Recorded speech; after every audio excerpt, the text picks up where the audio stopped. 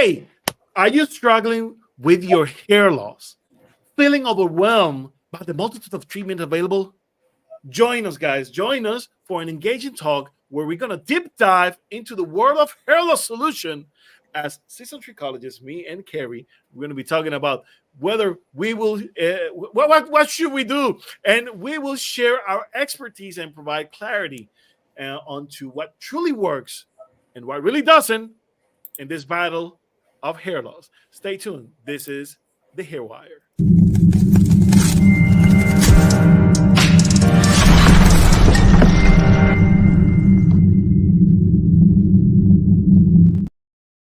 And welcome, guys. Welcome to the Hair Wire, the place where you get hair smart. I'm your host, Sergio Cardona, alongside with Carrie Jarrett, my co-host. How you doing, Carrie? Hi, I'm very good. I'm good. How are you, Sergio? Doing great, doing great. We miss Bisan today. She has to work today, so she's doing SMP to a special client. So those VAP. So hey, have a good trip, Biz, and hopefully that client will be very satisfied with his new SMP job. So, Carrie, today we have our hands full. Oh my gosh. This one's going to be a fun one. I'm really excited about this topic. Yes, it is. I mean, we're going to be talking about what really works and what really doesn't. It's all about, effective treatment plans, the discovery, the science behind proven solutions, things like Minoxidil, Finasteride, low-level laser therapy, PRP, and understanding how this treatment works, their benefits, the results, and what you can really expect out of these solutions. And of course, about ineffective solutions. Talk about saving time, talk about saving money, avoiding those common pitfalls. And we will try to delve into this realm because it's really big subject, guys. But there are many things that people can do, and things that people shouldn't do. And of course, the things that I can do for me doesn't necessarily means that you can't do it. Does that make sense? It's quite a subject. It's quite a subject, Carrie, because a lot of people have many questions, what really works, what really doesn't, and why something that works for you doesn't work for me and the other way around. Now, people have questions. They are eager. They are frenetic. They're freaked out. They're losing their hair, Carrie. Please save me. What can we do? Yeah. Well, the one thing I can't reiterate enough, it's not a one-size-fits-all world. And everybody thinks because it worked for me, it's going to work for you. It doesn't work that way.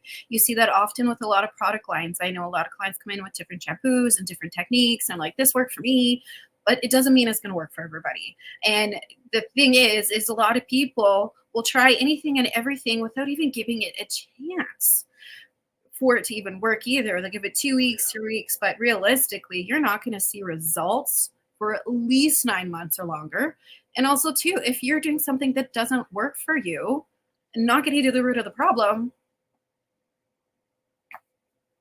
you're going nowhere. Yeah. And that's a frustrating part of it, because I understand for many of you viewers, for our viewers, people, common people who are not related to the trichology world, people who are not related to this industry, people who have, no knowledge about hair. And all of a sudden they jump into this world because they start suffering from hair loss. They start seeing clumps of hair every time they wash their hair. And, they wonder. And the first thing they do is, they will go to Google and they will start looking for information. Now, you're also a webmaster developer. You understand these algorithms better than anyone. Why is it that people are not able to figure it out, or at least find the right information for them? What things are why so difficult nowadays? Well, it's so difficult because, well, people have gotten really smart with how to manipulate and play the system as well. So what they'll look for is marketing. So here, I'm going to put in perspective. If I'm a marketing person and I want you to buy my product, my goal is to get into your head and figure out what you're going to look for and use that to market what I'm trying to sell to you. And Mm, so if somebody's selling you a product and it's, say, a not a bad product, and I'm trying to say, oh, it works, and really pre on those algorithms, I could get in front of you if I'm a smart marketing person and I know how to manipulate the system. I could get ahead of you and feed you what you want to know. Now, the information that's coming in front of you, does it really mean that it's accurate or correct information? Well, you know what? When there's a lot of false accuracies or false information out there, and you get multiple people saying it over and over and over and over and over and over and over and over that it works, eventually it's going to appear to Google and in those algorithms that that works, when it actually dilutes the real information of what really is effective for hair loss treatments or solutions. So when I'm looking for anything, for anything in particular, bad knee, bad back, hair, first off, I'm going to go seek out the person who specializes is in that specifically and look at their credentials. I don't go and look just at their, advertisements. I'll actually go to their homepage, their about page, their LinkedIn page. I'll look up for the reviews. So Sergio, I might go to look for you on LinkedIn. I'll go might ask for expert reviews. I might try and find as much as I can and then be like, okay, he obviously knows what he's talking about. This is his life. And then I'll get that information of what you're sharing. But a lot of times on Google, when you go and ask Google or ChatGPT or AI, it's not always correct information. And I, even myself, just to test it out, I have gone onto ChatGPT and had it write me a blog on a specific topic, and pretty much most of it was inaccurate. So I had to go and rewrite it anyways, because things are changing. Science, we're trichologists. Trichologists are scientists in hair and scalp issues, constantly doing research, constantly investigating things, constantly testing things. And sometimes that information is up to date and it hasn't even been posted or reached the internet yet. So you got to look for stuff that's up to date. And, science is always changing. Remember, years ago, I remember smoking was safe if you were pregnant. true. Science changes, science grows, technology. Even as we've been talking a lot about genetic hair loss, a lot of people think there's only one type of genetic hair loss.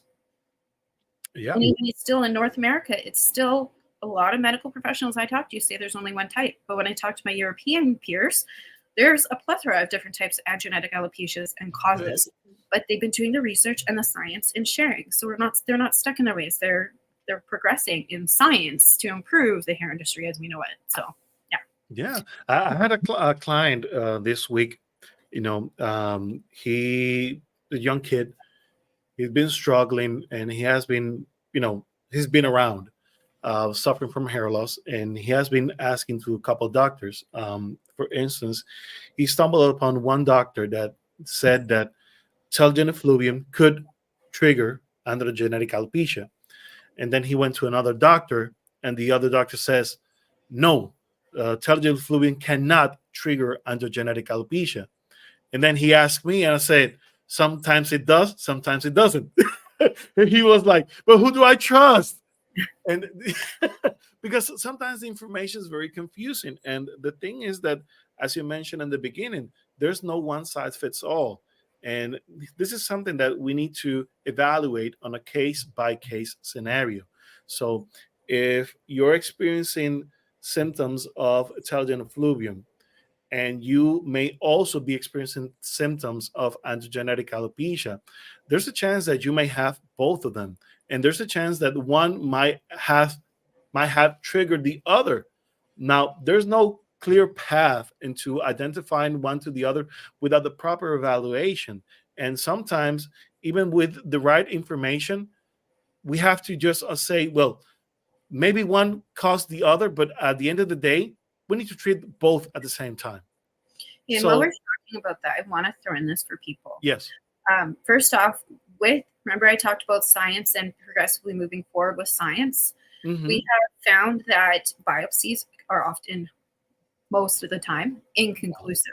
Yeah. And a lot of times when you do a biopsy and you're going to say, go to the doctor and you say you have telogen effluvium, but they do biopsy in the back and they say that you have androgenetic alopecia, that doesn't mean that that androgenetic alopecia is active. It just means that you may have the gene or the DNA that's carrying that information to have androgenetic alopecia when you don't even have it, but you're going in to find out what the telogen effluvium's from, but now you're dealing with androgenetic alopecia, which you might not even have it acting yet.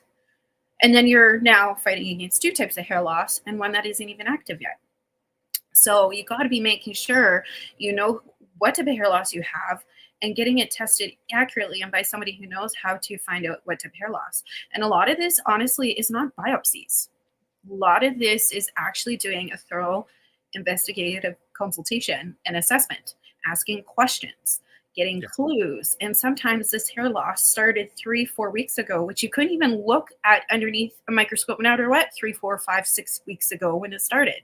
So that's why, as a trichologist, we be detectives and we ask those questions, we rule things out, we answer questions, and we get to figure out what type of hair loss, because they all have a pattern. And that's where we're able to find out exactly what type of hair loss or losses you have. And honestly, more often than not, I do see people with more than one type of hair loss at the same time. Yes, actually, it's incredible that you mentioned about the consultation process.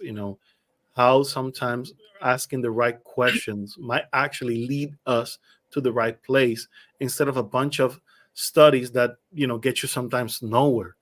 And again, I have my deepest respect for the people who do biopsies, but when it comes to scalp biopsies, in terms to identify whether it's androgenetic alopecia or telogen effluvium, I have to say they're way off.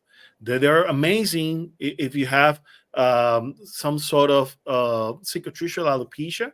If you want to differentiate from lichen planopilaris to Brock to central centrifugal cicatricial alopecia, from frontal fibrosing alopecia, and many other types of cicatricial alopecia.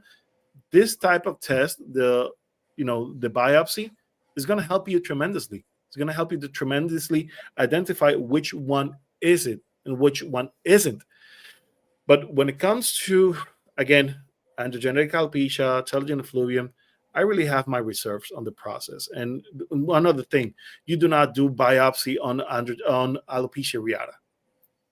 I mean, that's a big no-no, and many dermatologists know this, but unfortunately there's a lot of doctors who don't, and still they want a biopsy and a alopecia areata. I mean, if it doesn't look like it's scarring, don't do it. Don't pull just simply avoid that biopsy. But going back to the questions, I remember that there was a lady I was treating, and one of the things that I asked her, because she mentioned that she was using CPAP machine for the sleeping apnea, and that she will still snore using her CPAP. I was like, that's interesting, because if you're using a CPAP machine, you're supposed not to snore, because the mechanism, the way it works, is that it will push air into you so that you don't have that snoring effect, and you will close your mouth. But if you can't close your mouth, then you could use a strap on it. But even then, why? And you have to ask yourself, well, maybe the machine that they're using, maybe the type of breather machine that they have, whether it's from the nose or the type of mask, basically, the type of mask that they're using is not the right one. Maybe the pressure that is being set is not the right one. It needs adjustments. And one of the things that caught my attention was, if you're not sleeping right, if you're still snoring, are you still getting oxygen to your brain? And if you aren't, then maybe you're not getting the quality of sleep that you're supposedly getting. And if that is happening, then your stress level should be up on the roof, because your body's not acting the way it's supposed to. And she got amazed by it, because I asked about that and no one asked her about that. And that's those things are key elements. Little things that everybody else misses, we need to ask for. And And this CPAP, and I want to reiterate because people are like, well, why if the CPAP machine's not working for me, why does that have anything to do with my hair? Well, the reason it has a lot to do with your hair is because a big, huge cause of a lot of hair loss is stress, lack of sleep, lack of oxygen for production of energy, and for your health. And oftentimes, the first thing to go when your body is in fight or flight is the hair and the nails. And so that's why we investigate that, because that, there's something not working. And a lot of times with hair loss, it's something that's happening internal. It's kind of like a biomarker. Basan says likes to say it's a biomarker from God to say something's going on. It's kind of like an alerting system. Your hair is shedding, thinning, because there's something internal going on. And so as trichologists, we're trained to kind of find out and be like, okay, well, what's going on? You obviously don't have issues with kidney, or you're not taking medication for this, but you're not sleeping and you're highly stressed. It's probably your sleep and that CPAP machine. So let's get to the root of that and figure that out. So that's why he's bringing in the oxygen, because everything is connected. That's the beauty of this industry and what we do as trichologists, because we really ask the question that no one else seems to think. Is this connected? Yes, particularly when we go to gut related issues. um, a lot of people, they feel that it is normal that after they eat, they feel full, but they're actually bloated, and they don't know the difference. Why are you getting bloated? Why are you constipating? Why are you having diarrheas? Why are you having upset stomach? Why are And you sore all the time? yes, and so many things that you have to ask. And by making the right questions and figuring out these clues, we might unravel many things. For instance, if you're having gut issues and you're eating healthy, but at the same time, when we pull out the epigenetic testing, we see a lot of nutrients that are deficient. And you might ask, well, why am I deficient if I'm eating the right stuff? Well, you might be eating the right stuff, but your body's not getting it. Your body's not absorbing it. So you might have a leaky gut syndrome. Maybe you have something in that realm of things that you're not absorbing the nutrients correctly. So that definitely will trump any effort for you to try to regain your hair. You might be stumble upon the idea that I'm using this shampoo and it's not working for me, but you need to ask about your digestive system issues as well, because that might be the key to get you moving to the next step. Yeah, and also too, like with that whole gut health thing, like, you can have an underlying issue that you're not aware of. For example, I was 29 when I found out I had celiac disease. So for the amount of years that I went by malnourished, unhealthy, it wasn't until I started eating healthy that my hair came in thick and full and sure came out of nowhere. But I was finally getting the nutrients my body was needing. And it's crucial to, know your body type and what you're eating and how it's affecting you. And oftentimes, if you're used to eating a certain way, you don't know what you don't know because you've been living like that for so long. And food, gut health is probably one of the most important things to start with hair production. And a lot of times you could be doing all these treatments and you're like, oh, I'll go to a naturopath, I'll do food elimination. But then you're causing more issues as well. So That's the other thing. I was mentioning early on, I have this guy, and he was so obsessed about the temples area, and he basically overused his microneedling device. And microneedling is a tremendous tool if you use it correctly, but if you abuse the microneedling, you can actually create scarring alopecia, even traction alopecia in the process. Have you ever had those cases? Have you ever seen some of that, Carrie? of People overuse. over, yeah. Oh yeah, tons. I'm not so much with the microneedling so much kit. I have seen it, but the one I see most often is I deal with a lot of clients. I coach people how to grow their hair long, and a lot of times I'll have clients come in and think that they have chemically damaged hair when all they have is dry hair, and so they'll do chemical or protein treatments, and over protein treatment and over proteinize, causing more breakage. And so there's instructions for a reason, and it's understanding how you're doing things correctly, because you could overdo it. And I've seen that too, where their hair's so dry, and instead of looking internally, realizing that they need to focus on hydrating their bodies, instead they just moisturize the hair, causing scalp issues, causing over sebaceous glands. So yeah, I have seen it all. That one's probably the most common one that I have seen. Yeah, and with that, we have people who overdo it, and then the other side of it, the contrary side, where people procrastinate and people don't want to wash their hair. Oh my gosh, I don't want to wash my hair because I'm losing so much hair. That's what do you say to them, Carrie? What do you say to them? Because we jump from left to right, all of the extremes, and staying in the middle is so much hard these days. Yeah, it's all about balance, and you know what? It's not going from one extreme to another, and less is more, and having true balance. And oftentimes, so this is my funny thing with the hairdressers, because as a colorist or cosmetologist, I want you to color hair every 4 to 5 days. Why? Because it's going to protect the color I did, and it's going to look amazing every time. However, as a trichologist, no, I prefer you to wash your hair every other day or every day, preferably, because I want you to clean your scalp to stimulate hair growth. Because the longer you go in between not washing your hair, especially on finer, like this type of hair, what's going to happen? It's going to cause scalp issues. It's going to clog your pores. It's going to clog your follicles. You want to have a clean, nourished scalp.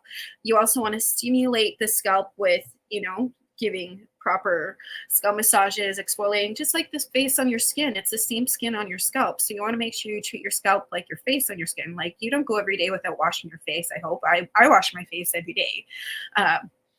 So you use the moisturizers in your face as well. So people don't think about it, but your scalp needs moisture as well. Yeah. If you're going to dry it up, you're going to be doing a scrub on your scalp, and you're going to be using, those beads type of cleansers to remove dirt and oil. That's excellent. But whatever you take out, remember, you might take more than you have to, and you need to replenish some of the things that you move out. And people don't consider that. Oh, and you have to take notice of that. It's funny. My 11-year-old son, he's so funny. He's 11, so I'm like, well, he doesn't care about shampoo. I'll just put this one in there for now for him to use. Yeah. He goes, Mom, I don't know what you use. That shampoo does not feel good. My hair feels dry and gross. I want the soft one. The girls don't touch my hair now. He noticed the difference in the texture of the hair. Now, back to that, a lot of clients too, I often see like, well, the reason I don't wash my hair, and I commonly see this with telogen effluvium clients, is a lot of times like, well, I don't wash my hair every day because the amount of hair that's going to come out, and more hair is going to come out because I'm washing it too much. No, that is a myth. You want to make sure that you're going in and washing your scalp and stimulating that scalp. Tap it, massage it, get the muscle, the skin, really work it. That skin is strengthened, the skin. So that way the collagen in the skin is going to be a lot more taut to hold the hair.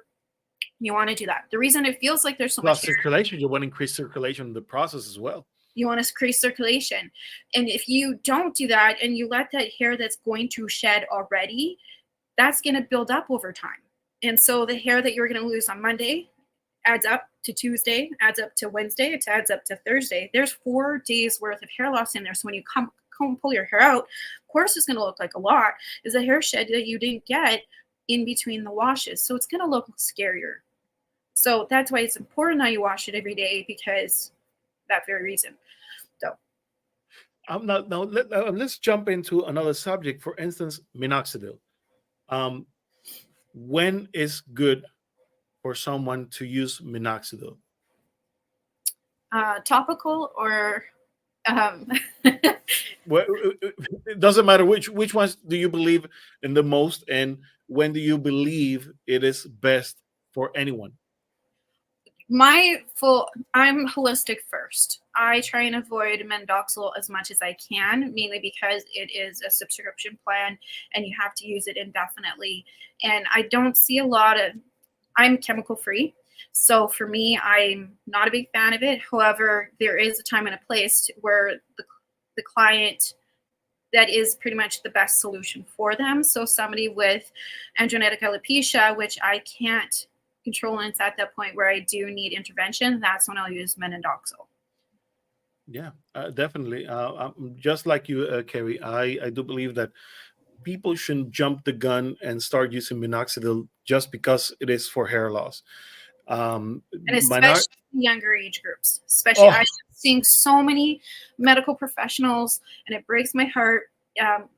Pharmacists, dermatologists, doctors recommending Minoxidil to kids as young as 11. yep. No, Even younger. Even even younger. no. Yep. The side effects and long-term effects of it, absolutely not.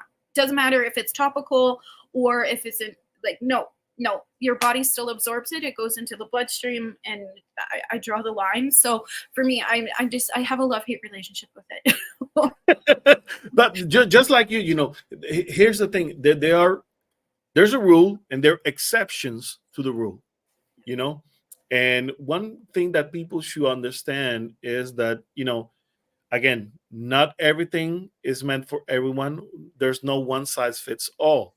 And sometimes it is a good idea as part of this strategy to combine minoxidil in your treatment plan. But sometimes you're just better off to avoid it. So when should I be using minoxidil is a decision for you and your trichologist to consult. And it is a type of decision that you should consult, you should ask, and if you're in agreement, then it's okay, then use it. But I'll say, if you're by yourself and you're asking to Google whether you should be using minoxidil or not, just don't. Just don't. Because the thing is, you do not know the full extent of the damages that it can provide to your body. For instance, a lot of people, they start using minoxidil and they get allergic reactions. They start getting dandruff. They start getting dermatitis.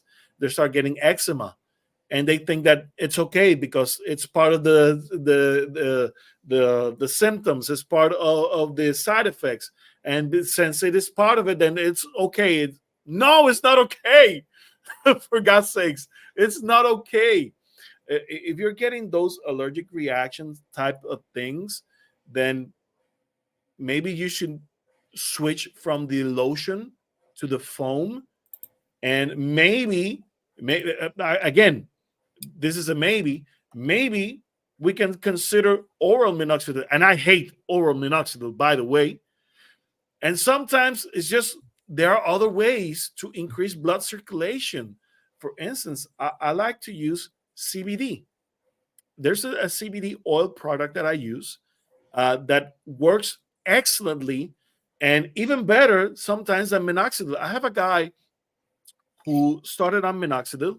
He has androgenetic alopecia, so obviously we will use minoxidil on that particular case. All right, and once we started, he started the symptoms of the shedding, the redness, the dandruff, the seborrheic dermatitis, everything flaring out amazingly because of the use of minoxidil. So I say, okay, let's do the foam. Same thing, nothing changes. Then we suggested the oral minoxidil. He was still getting the reactions in the body, so none of that. And I was introduced to this CBD product, and my God, it was amazing because it started acting even better than the minoxidil for him. And he is a person with androgenetic alopecia. And you would say, well, wow, shouldn't he be on minoxidil still? No, because of the reactions that the body has. And he was actually better off without minoxidil. So minoxidil is not going to solve everything, and it's not good for everyone. But the thing is, it is a discussion that needs to be, you need to have that discussion with your patients And you as a patient, you should have that discussion with your doctors or your hair specialist or your trichologist. And I urge you, go find a trichologist, because many of our health experts are not in tune with hair subjects. Unfortunately, it's not their fault. It's But the way they were trained. it's also very in depth. Like you have to Yeah. think, as a clinical trichologist at our caliber, we went to school for minimum 2+ years. Yep. A lot of us have taken off extra training on top of that, on top of our other designations. Myself, cosmetology. I've taken 2 trichology programs. Sergio, barbering, cosmetology, trichology. He's done it all. Like you don't do trichology in a 2-day course. It's a very in-depth one. So for a doctor to get all the information, it is a lot of information unless they specialize. And we have a lot of peers in our group too that are general practitioners, dermatologists, hormone therapists, all of them that did do the trichology program that we did. Like, for example, my alumni alone, there was 11 of us. 5 of us were cosmetologists. The rest were all surgeons and dermatologists. So they were just adding it as another expertise onto their books. So it's a dedicated practice, and it's something that's constantly changing. And all the stuff that I learned how many years ago has changed immensely to today. And remember, I said, knowing the expert, it's the scientists that are actually going and finding out what's working and keeping up with science. Now, going further ado, I want to talk about finasteride. Now, I know a lot of people, I have a lot of male clients who come and they have doctors put them on finasteride. I have a love-hate relationship with this one, only because science has progressed. Now we have now know from our European friends or Italian friends that a lot of androgenetic alopecia, there's 2 different types. It could be caused by DHT or testosterone.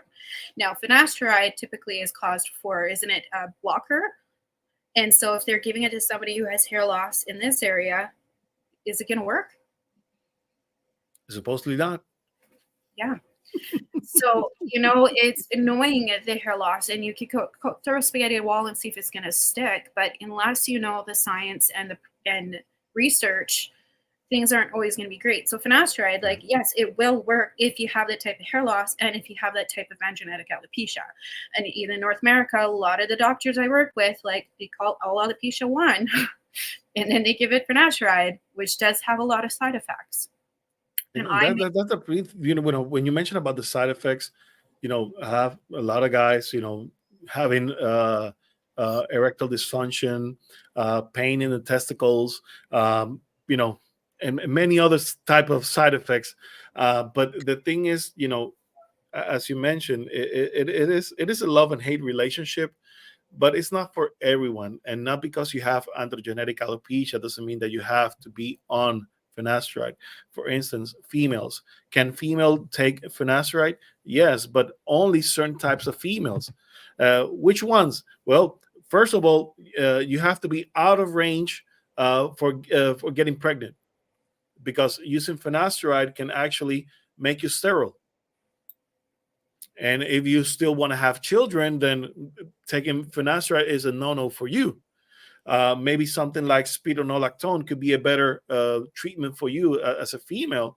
But then again, you have to consider the possible side effects. I saw a female who was taking spironolactone for her telogen effluvium. I was like, why? Why are you taking spironolactone for telogen effluvium? No, because my doctor said it's good for hair. Well, are you seeing results with it? And she says, yes, I'm seeing great results with it. And as I'm seeing the way this spironolactone works, it has been used for many patients who have acne. Now, her problem, her telogen effluvium, was caused by excessive sebum. So in her case, it actually worked. But it's something that you usually don't use for telogen effluvium. So again, this is where we go again. This is a case by case thing. And you cannot go wonder about what works, what doesn't, because everyone else is different. And this is why we here at the Hair Wire, you don't see us selling or pushing products, because it's not going to work for everyone. It might work for you, but it might not work for me. And the thing is, you have to find out the things that truly work for you. And the only way you're going to be able to find out you got to get a consultation with a trichologist. My friends, if you need a trichologist, there are two of us right here, right now. And you can go to our website, thehairwire.com, and ask for a consultation, either with Carrie, with me, Sergio, or Bisan. We are here for you guys. If you want to have a full consultation with the three of us, you can have it as well.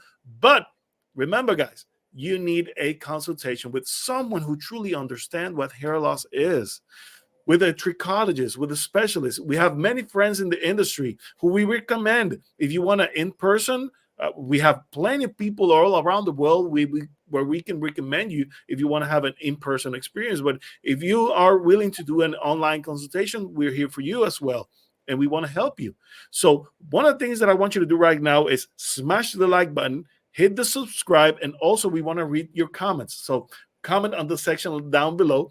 So we want to read your comments. And this is a live. So if you have questions, this is the time to ask. Okay. So we want to bring that in because this is a live show. And as we were saying, things are different for everyone. Now, what's your take on PRP, Carrie? I'm not a fan of it, honestly, mainly because there is not enough evidence of it working independently. And all of the tests that I have seen and studies that I have been done in conjunction with another treatment option. I've seen more results from doing scalp massaging and tapping than I have with the PRP. And a lot of times I see them recommend the two together. And then the tapping and the scalp massaging is not getting enough credit. The PRP is. I find it a very expensive solution, and especially when you haven't tried other options first before going into PRP. And it's just kind of becomes that go-to for people. Be like, oh, it doesn't work. Give it, like, in my house, we call it Pepto-Bismol. You don't know what's going on? Take Pepto-Bismol. Like, that's what I feel like is the Pepto-Bismol of the hair industry. You don't know what it is. So there is a time and a place for it, but honestly, the hype that has been given right now, I rather do mesotherapy or any of those nutrient-rich therapies before I do a PRP treatment, which are more cost-effective, and then trying to get to the root of the problem too. And I've seen a lot of people also do PRP and spend thousands and thousands of dollars on it with no results, with not even checking their gut health. So, yeah. And I get excited about this subject just like you, because whenever we talk about PRP, first of all, is not the solution. And unfortunately, a lot of people are looking for this quick solution where there isn't. Whenever we talk about hair loss, there isn't a quick solution, my friends. I know that you want to get this out of the way. Techniques. There are camouflaging techniques. We'll give it that. But True. Hair growth techniques. No. Exactly. No, that's the thing. If you're losing hair and you want to get it covered today, there are many coverage techniques that we can use.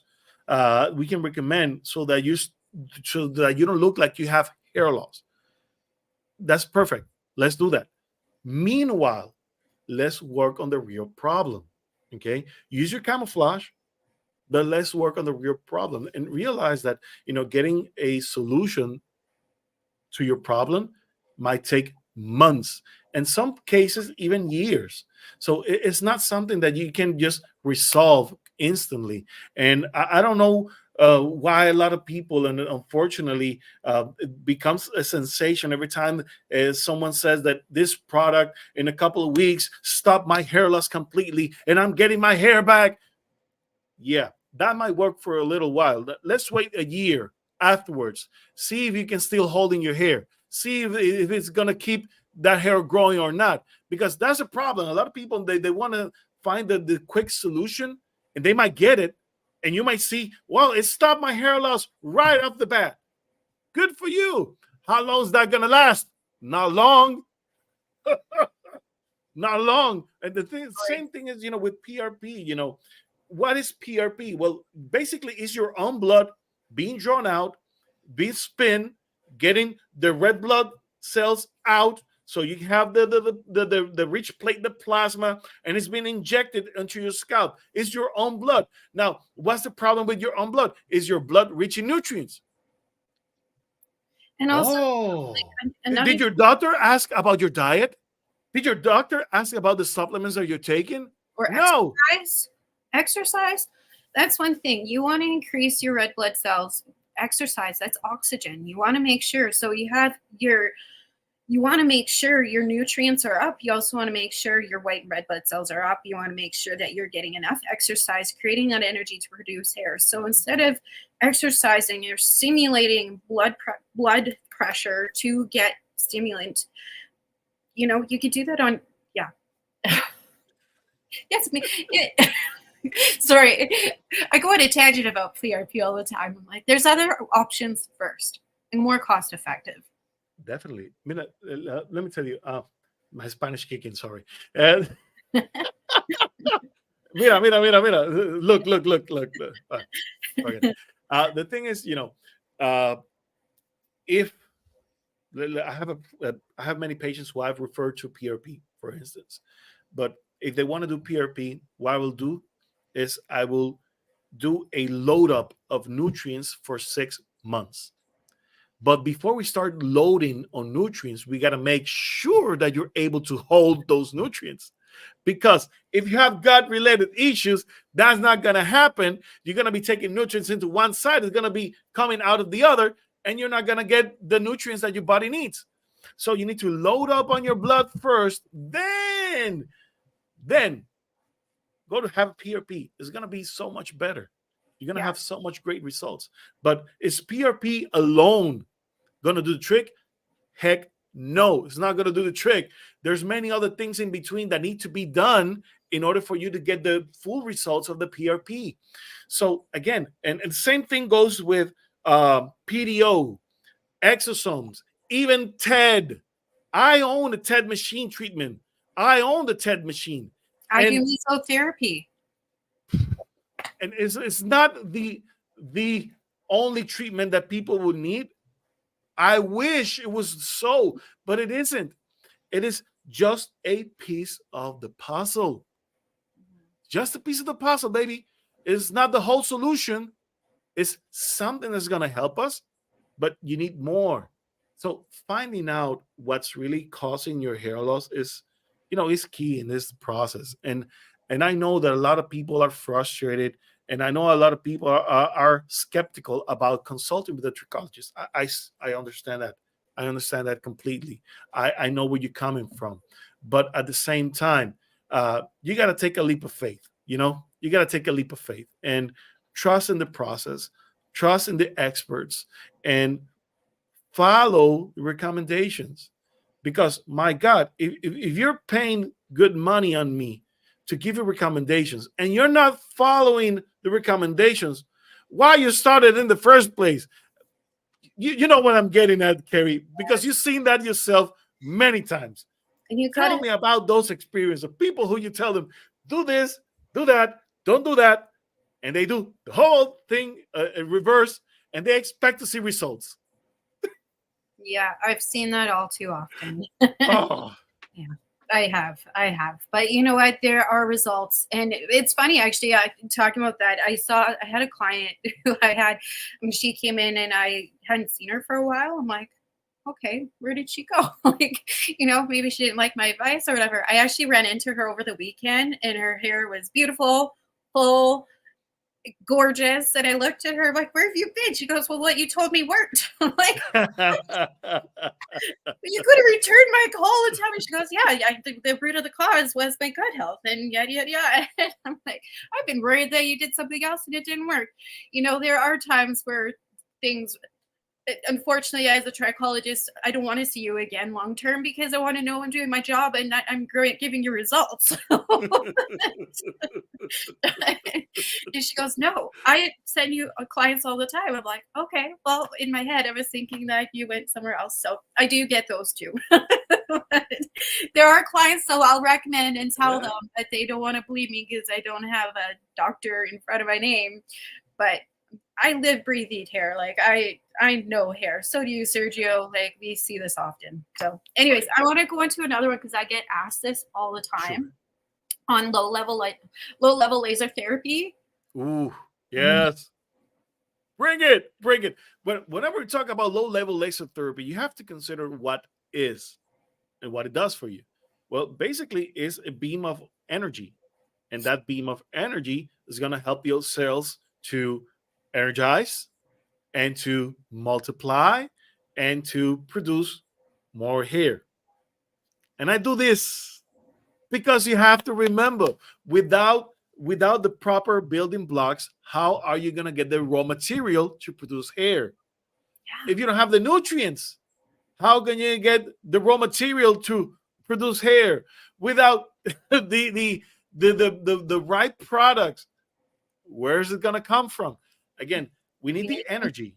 Yeah, you But need the energy without the building blocks, with the protein, amino acids, fatty acids. You need all of that. carbs, healthy carbs, not bad carbs, healthy carbs. exactly. Laser therapy is gonna work for a lot of people. I actually have a female who I started doing online consultations with her, and we talked in March. And one of the things that she incorporated that she was not doing was laser therapy, and it worked for her wonderfully. I mean, she's full of hair in 3 months, and she's amazed, and she thanks me by it, and she's posting it. She's going crazy online about it, about that experience. But she understands that it's not about the laser, but about the consultation. That if you are pinpointing the exact cause and you're using the right tools, things will move. Things will move. And I love laser therapy. I'm a fanatic of it. I use it as often as I can. I believe it is a good treatment, but again, it's not for everyone. Yeah. It's a great, and the thing is knowing the right laser as well. I find a lot of people give up on it before they've even given it a chance, or they go too strong, too hard right off the hop. All lasers have different frequencies. They have different types. Some are formulated for doing muscle. Some are done for doing acne. Some are good for stimulating hair. So it's making sure that you have the right one. And especially with the caps, like I find right now, we're all three of us, correct me if I'm wrong, we all love the headband. And not because it's smaller. People are like, well, I want a bigger thing that's going to give me better coverage. But the thing is the headband has little teeth prongs in it. So it gets in between the hair. So it separates the hair so it can get onto the scalp. The cap just goes on top. So a lot of that hair still gets shadowed by the rest of the hair. So, there's different products, and finding out from your trichologist which one's the best one and which tool is going to work for you. So, yeah, myself, I love the therapy that I call it red light therapy here, but that's my favorite. I actually do red light therapy for my body all the time. And I notice huge results, huge difference. And I notice when I'm not using it too. So, yeah. I mean, the good light therapy and understanding whenever we talk about light therapy, it's not just laser, because we also have red light, UV light. We also have infrared light. There, green light, blue light. There are different types of wavelength on those lights, and according to the type of light is the type of results that I'm gonna get. And you have to see that nowadays we see many devices that has multiple types of lights integrated into one device. And which one I'm going to be using, it will depend, of course, on the treatment. It will depend, of course, on the condition. Do we want to use something that's going to help us reduce inflammation on the scalp? Do we need to increase blood circulation? Do we need to energize the cells? There are many things that light therapy can do for us. But again, these are just pieces of the puzzle, my friends. Pieces of the puzzle. And you need to understand that everything that you do adds up. And sometimes you're doing too much and you need to scale it down a bit. So find a trichologist. Find a trichologist. Go to our website, thehairwire.com, thehairwire.com. Now, if you want to see more techniques, you could go look on our previous videos. We have made them into playlists. So if you're looking on a specific topic, specifically androgenetic alopecia, telogen effluvium, camouflage techniques, salon techniques, shopping for trichologists, becoming a trichologist, we have all those playlists on there. So make sure if you want to follow us. We go live once a week, but we also have on our YouTube channel various playlists where we specifically talk about the specific topics that you're seeking. That's the way to go. You go to the Hair Wire, the place where you get hair smart. Now, I want to go back to camouflage techniques because you are doing something unique. I know. But just give us a glimpse. Give us a glimpse of what you're developing, because it is something quite unique, I have to say. Yeah, I'm developing a new technique. It's still in test phase. I like to test things before I go live with everything. However, I've been doing extensions for well over 24 years, and I teach hair extension methods. I've done it all, and I've also worked with a lot of toppers and stuff. But as a trichologist, I'm not a big fan of toppers. There's a time and a place for toppers, mainly because when a lot of the toppers that I do like are ones that you adhere to the scalp, and I can't take those off every time I want to do a treatment. So for me, I like to have other solutions. And this new technique, you've all seen the UV hair extensions coming out. Well, UV hair extensions is where I'm using resin to adhere the hair. And I've been doing a technique for trichologists to do where I'm adhering the client's own hair to spots strategically and effectively to cover the hair, and not so much full coverage all the time, but enough to diffuse or camouflage some of the hair loss or hair loss solutions. And I've done Can you show us pictures, please? I've done just one before, one after, so that people see the quality of the camouflage. Okay, so right. That's a before. That's a before. Look at that, guys. Look at that. Okay. All right. Now let's see the after. Skip the photos in between. Skip that. Let's go to the end. After. Okay. Now, this isn't going to give full coverage, but enough to diffuse the hair loss, so that way we can still use fibers in between. And a lot of times when you have hair that thin, fibers are not going to work. It's going to look blotchy. It's going to look, it just doesn't look good. So this is after doing that treatment. See how much the hair difference? The glare, yeah, exactly. Perfect. How do I do that? Yeah, you're doing it right. You're doing it right. You see. The thing is, you saw a bald spot, and now you see some coverage. And then that's yes, that's the one. You see the progression right there, and you see the last picture. Is amazing. It's amazing coverage technique, and it is something. Look at that. That's beautiful. That's beautiful. The thing, guys, is coverage techniques are necessary tools. Why? Because if you have already lost your hair, and you need something that will stimulate you emotionally, you need something that will give you comfort, will give you confidence. So using cover-ups, using different cover-up techniques allows you to look a certain way while you're working to get your hair back. And that, my friends, is peace of mind. That, my friends, right there is buying time until you get to the right place and you get your hair back. And a lot of people might say, well, I just want to wear my own natural hair. I don't want to wear anything else. I get you. I get you. But realize this. How much better would you feel if you see a full head of hair?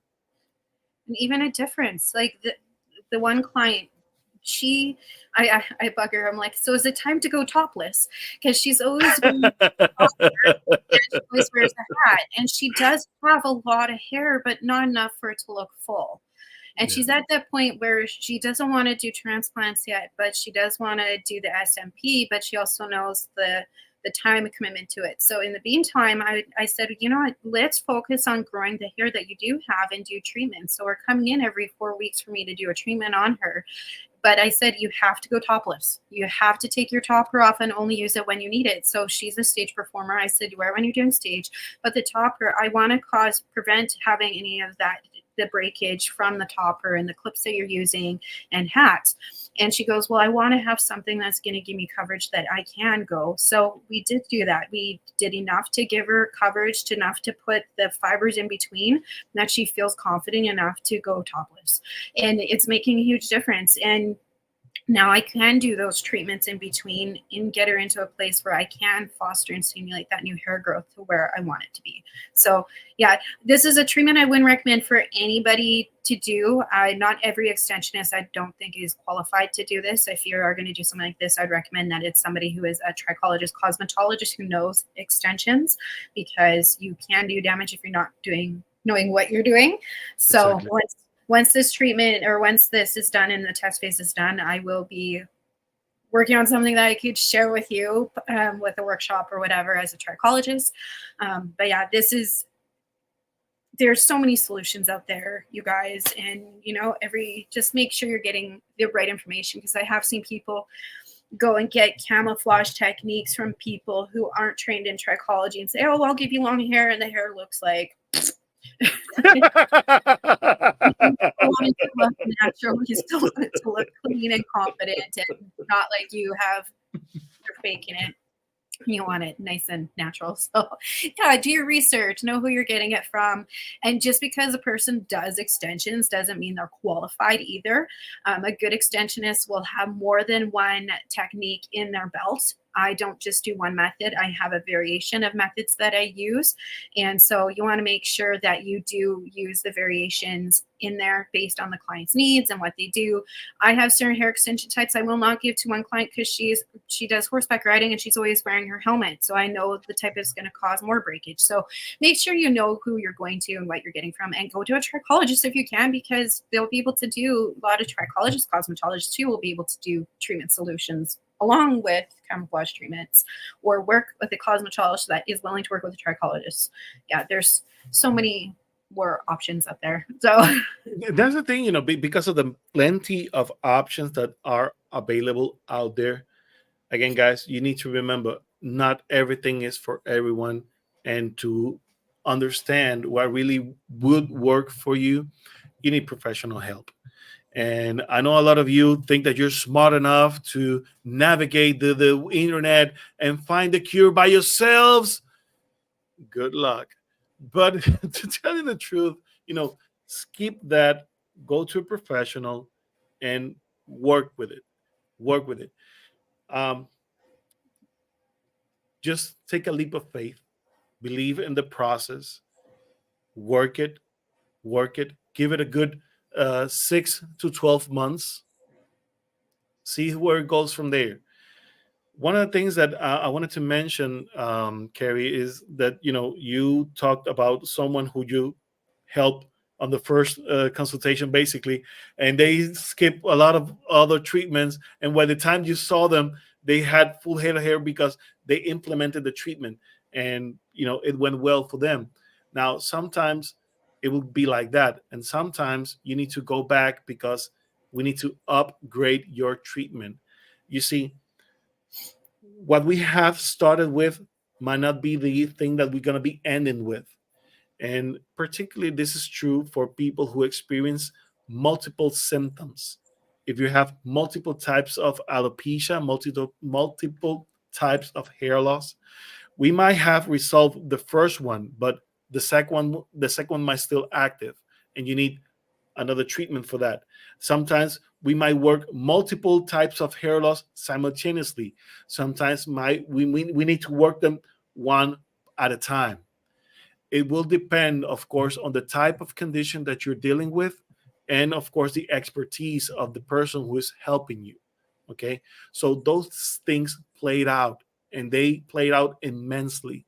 So whatever you do, guys, before you do anything, get educated. Not just go online and try to find out what's the next best thing, or the next product to buy. Stop right there. Get educated. All right. Procrastinating is not an option. Doing nothing is not an option, but overdoing can actually get you worse. And I've seen many cases where, or unfortunately, uh, people trigger Telgen fluvium People trigger traction alopecia. People trigger even autoimmune responses because of they're trying to do something that they shouldn't be doing. So again, you need good information. Carrie, anything you want to add before we go? Have patience. Oh my gosh. Patience is hard. It's not going to happen right away. You have to remember your hair only grows 1/4 of an inch per month on average. On average. And so you need to give that time to start seeing results. It could be, some people may be lucky and you may see within 6 months. If you're that type of person, your hair grows quite fast. Yeah, but there are some people you may not see results for 9 months to a year. You have to commit. You have to give it time, and it's up to you to do that. And it's up to you to take ownership of that. You can't have somebody babysitter hold your hand the whole entire time, unless you obviously pay a coach, because that's what you pay them to do. But if you are trying to see results, you have to commit and do the recommendations and stick to one plan. Don't do 100 plans. Don't do everything in the pot. It's not going to work. Everything but the kitchen and sink. Yeah, it's slow. Yeah. Slow and steady wins the race, you guys. And that's how you're going to see long-term results. Same with dieting. We all know this. This is a true thing. When you're trying to lose an immense amount of weight, how oftentimes do you lose weight fast? Does it come back on quicker and thicker? All the time. Those who actually take the time and do it right the first time, keep that weight on indefinitely. So that's the same thing with hair. You know, do it right the first time. Get to the root of the cause and have patience. I like that. Do it right the first time and be patient. Be patient, my friends. Thank you for watching, Carrie. Thank you so much for the insights today. Have been amazing. Thank you, guys. We'll see you next week. And also, don't forget, visit our website, thehairwire.com. Hit the like button. Hit the subscription button on our YouTube channel. And we'll see you next week. God bless you all. Bye-bye.